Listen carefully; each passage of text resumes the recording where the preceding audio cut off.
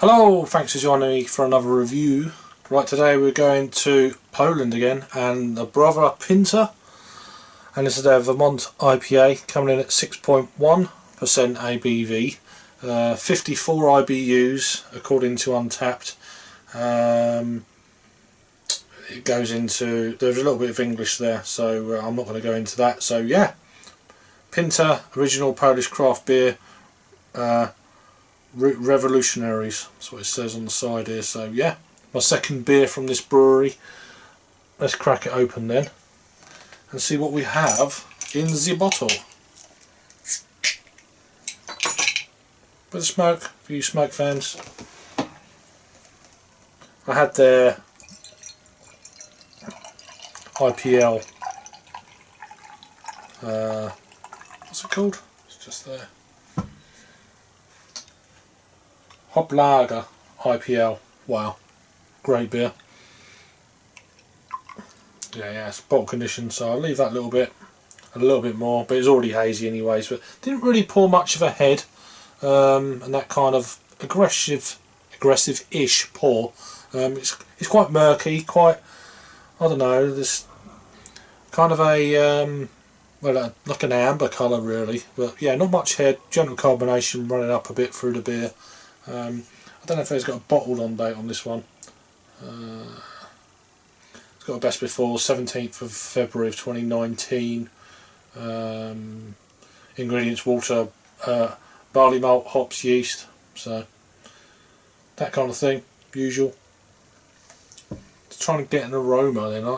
I need to get a little bit more of a swirl on this one, as it didn't produce much of a head on the pour, just to try and drag some aromas from the beer. I mean, I'm really trying to generate a bit of the head on this one.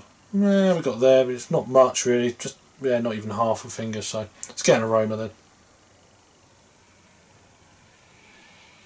It's very similar to the IPL, and this is their Vermont IPA, so it's got the same kind of bready, biscuity malt.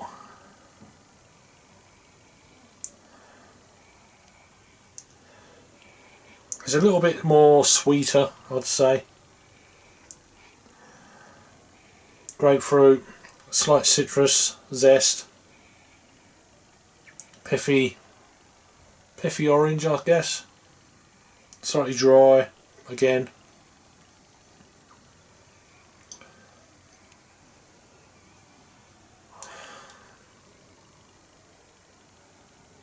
Yeah, it's not one of them absolute massive tropical juice bombs or anything like that, but there is a little bit of dankness going on with it.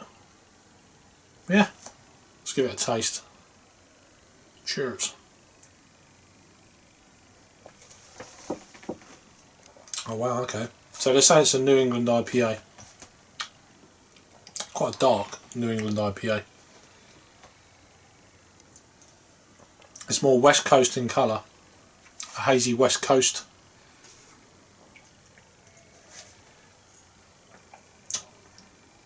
One of the first things that hit me on the first, I've had 3 mouthfuls in quick succession.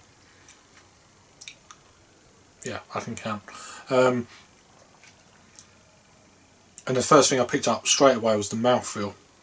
Really creamy, really kind of smooth. And then I was getting a kind of a slight juicy kind of, maybe a slight pineapple edge, but not that sharp pineapple.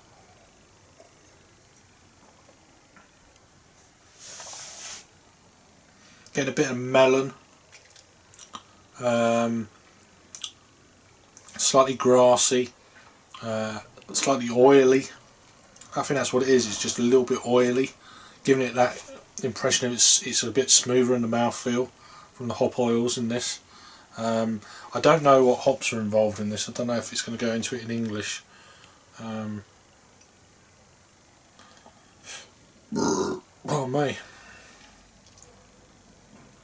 Don't know, it's an interesting one.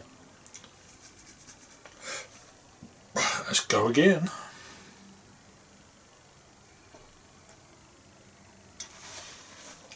It's a great beer.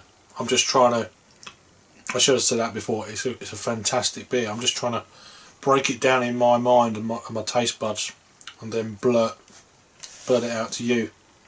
Not the beer, but yeah.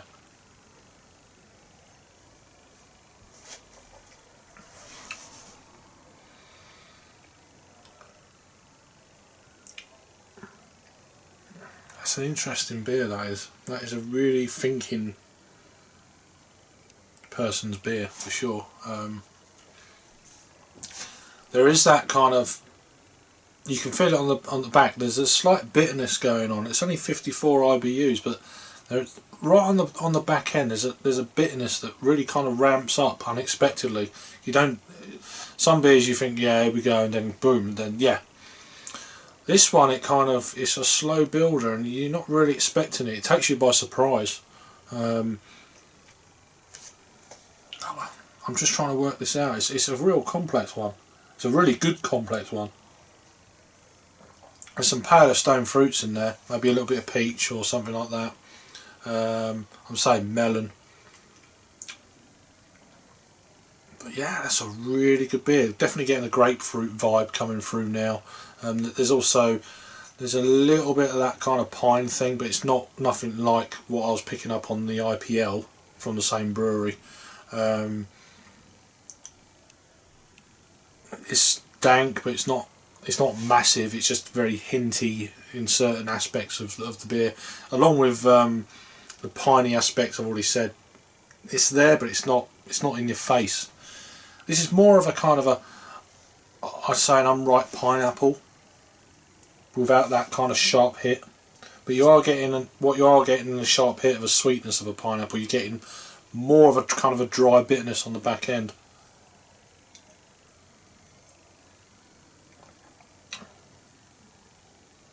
Getting almost like green apple. To a degree, there's a lot of aspects where there's some kind of English elements in this, maybe some English hops. I don't know. I doubt very much they'd use English hops, but or maybe it's to do with the malt. It's giving that kind of impression. It's like an apple core, slight dryness, but then there's a slight kind of apple sweetness coming through as well. Not like a cider or nothing, but there's little hints of this and little hints of that coming through. It's a really intriguing beer. Really enjoying it though. But then it's got a lovely malt backbone to go with all this, that biscuity bready kind of thing going on.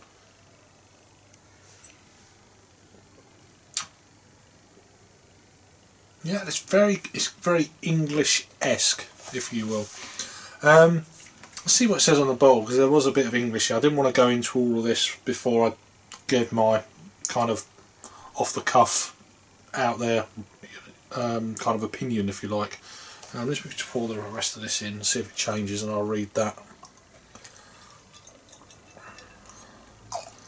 So yeah, another Polish craft beer. Really cool. I was going to read the glass of beer then, and then I was like, oh. Right, a more delicate, more juicy and more hoppy in aroma than a typical American IPA. Fermentation with English yeast strain enriched by hoppy profile. Rich the hoppy profile. Interesting notes of white and stone fruit. There you go. Short lagery process and double dry hopping created this fruity and hoppy beer. So yeah, didn't think that it was American hop variety, English hop variety. Get it right. I knew there was something English about it. I just couldn't put my finger on it. It's the yeast. So I mean, it's just that appley thing that it's like hedgerowy. There's a slight hedgerowy thing going on with this one. So I don't know what it. I mean, it's all in Polish on Untappd, but let's see if I can pick out. Oh, there we go. There's a little bit at the bottom which obviously it goes into. So it's got Pilsninski Premium, which I guess is a Pilsner malt, pale ale malt, I guess, and then it's there's a couple of words there I'm just not even going to bother with. And then it's got citrus, centennial, mosaic, Columbus, and then a load of other words that I just not going to embarrass myself over. So again, the centennial, I'd imagine it's coming through a little bit like that. It has got elements of that kind of, it's quite a heavy kind of hoppiness, if that makes sense. It reminds me a little bit of, is it Founders Centennial IPA? It's got that kind of vibe about it, but it's a little bit more heavier, if you know what I'm saying. It's not got that massive sweet resininess. But yeah, I'm waffling on this beer, I know.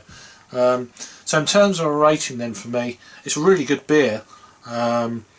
I mean, it's very close to the IPL, but I enjoyed the IPL a little bit more with this one. So it's still a very good beer. Have I said that? I'm going to give this a 3.75. So it's a 7.5 out of 10 on the Untapped scale. So let's quickly shoot over to the scores on Untapped. So this is a total of 3,198 total check-ins. It's had 1,042 in the last 30 days.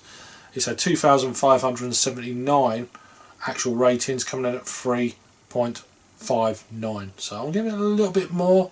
I'm giving it a 3.75. It's around about that ballpark, between there and a 7, something like that. So yeah, another really nice beer from Browar Pinta. Their Vermont IPA, 6.1% ABV. Yeah, really nice. This was the other beer I was on about in the last review that I have. So yeah, I want to get some more of this brewery's beers. Maybe someone can hook me up with some. Anyway, thanks for watching then. Let me know your thoughts and opinions. This beer was also from the Beer 52 box for June 2018. See you on the next review. Cheers.